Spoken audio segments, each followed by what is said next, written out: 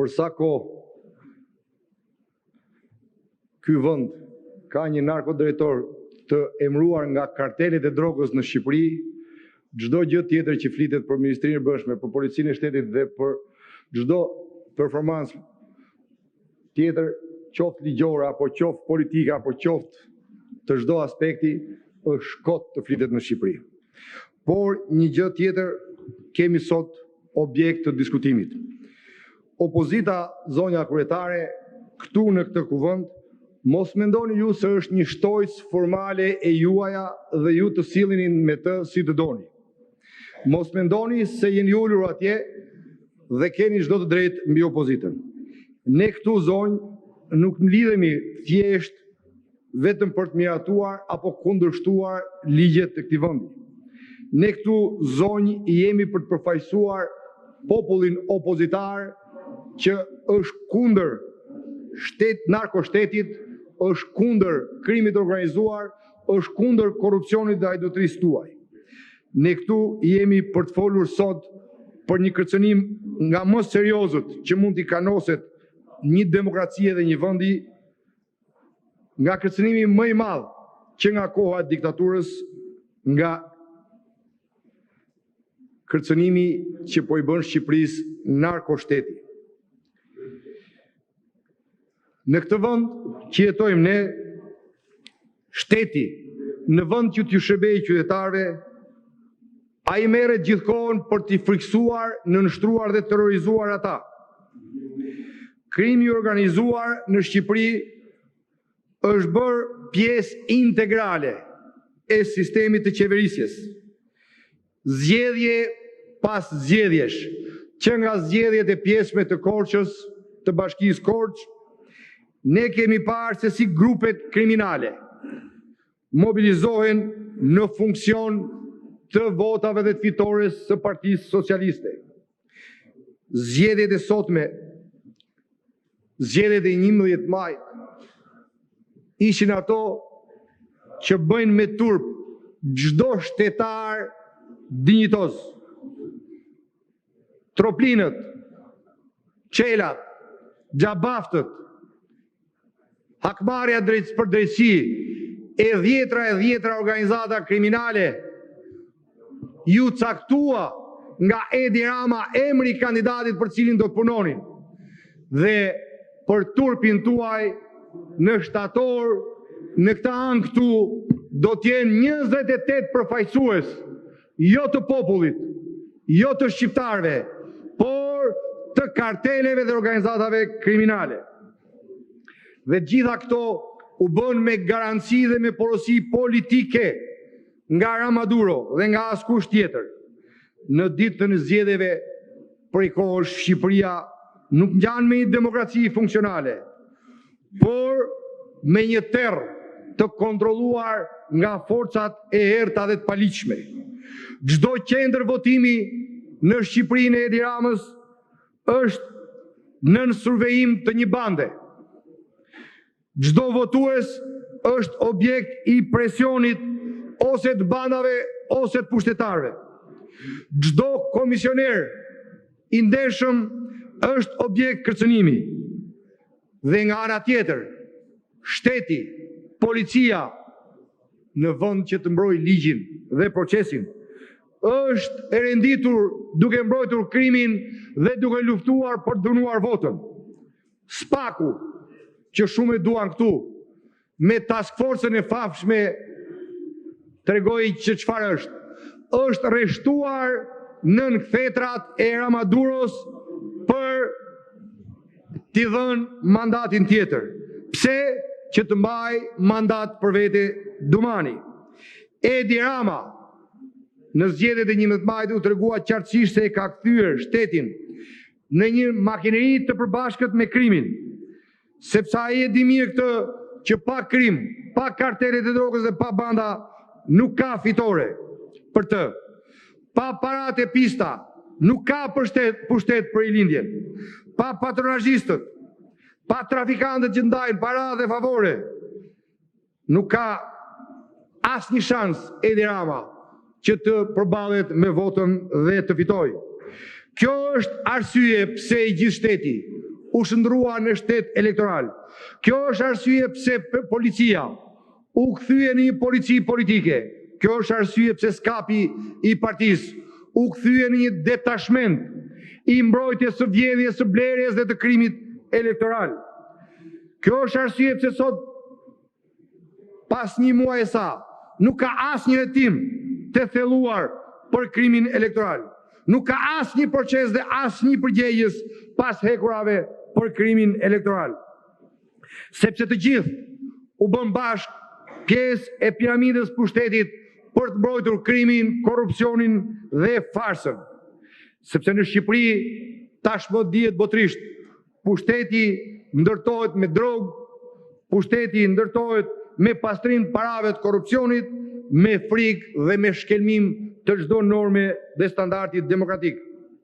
A e dini ju pse zgjedhjet në Shqipëri nuk ishin të lira? Sepse në Shqipëri prej kohësh është bërë modë. Para se të nisë fushata, para se të afishohen posterat e fushatës, në çdo qendër ka nisë pazari.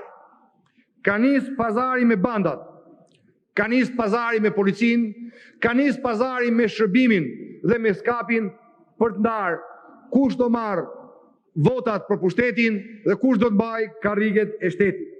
Janë përcaktuar zonat që do mbulohen, ku do të merret policia për të dhënuar votën, ku do të merren bandat dhe kartelet, ku do ndërhyjë skapi i partisë, çfarë fushë do mbulojë shërbimi informativ, janë ndarë edhe parat, janë dhënë tendrat, janë dhënë garancit dhe pastaj ditën e zgjedhjeve çdo gjë në Shqipëri është një formalitet sepse çdo gjë është mbyllur përpara.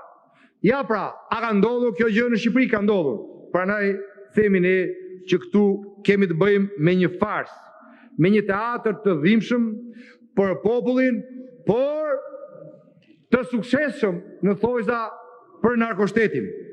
Kemi parë në këtë fushat skena që si gjejmë as në serialet më mafioze. Individ që futen në qendra votimi dhe dalin me zarfa. Kemi parë persona të evidentuar si kriminal që komandojnë logjistikën zgjedhore dhe janë të kudo gjendur aty ku do të ishin kundërshtarët socialistë.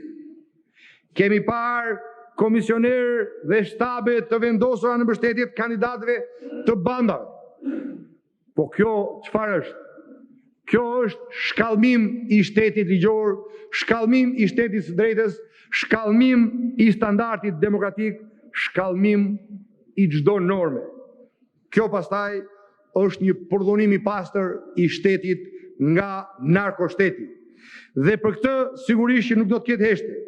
Nuk do të ketë kurrë pranim nga ana e opozitës të së keqes.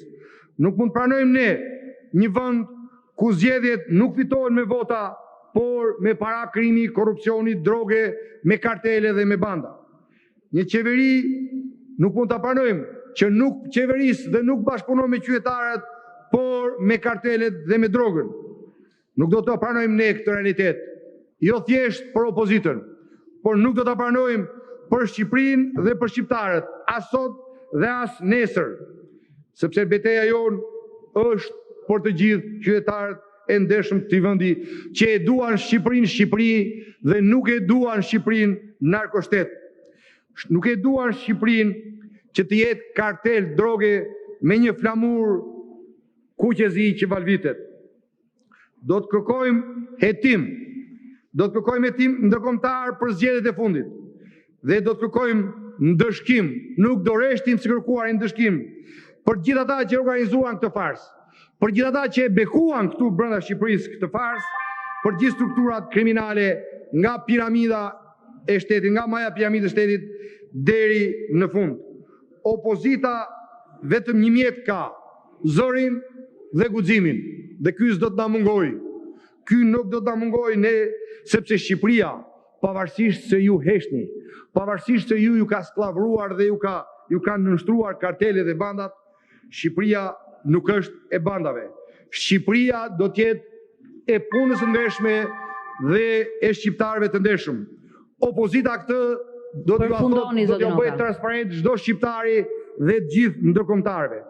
Ne e dim që ju djeg kjo e vërtet, sepse jeni mësuar që për 10 vite të ndërkombëtarët të tregoni makiazhin e një Shqipërie të zhytur në drogë dhe në kartele. E pra, si thatë, si ka mundësi që ndodh gjithmonë e njëjta gjë. Edhe në 2017, edhe në 25 prill 2021 në orën 9 të darkës, atëherë doli Luli, tha zgjedhjet i kemi fituar, vullneti është brenda në kuti.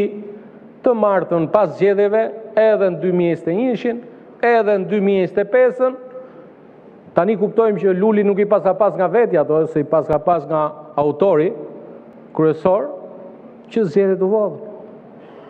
Që këtu ka një narkoshtet.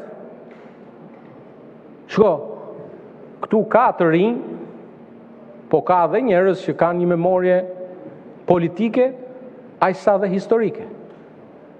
Dhe kjo ka ndodhur vit pas viti, që nga referendumi i 1994-s, i cili ishte një moment i rëndësishëm politik për vendin, ku opozita sa e kohë e Partia Socialiste fitoi dhe Petro Koçi e përmendi 26 majin e 1996-s. Unë kam qenë në selinë e Partisë Socialiste të Librazhit në 1996, kur horrat e Tu Sali erdhën, e morën kryetarin e Partisë Socialiste, e zbritën në përshkallë dhe e rrahën, po thuaj se deri në vdekje, mund qendër qytetit. Kështu trajtohej opozita. Kështu trajtohej.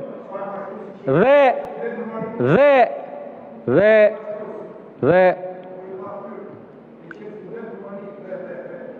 kam qenë gjimnazist në 1996 dhe kam mbaruar gjimnazin pas atyre zgjedhjeve, po ti të purbin se një.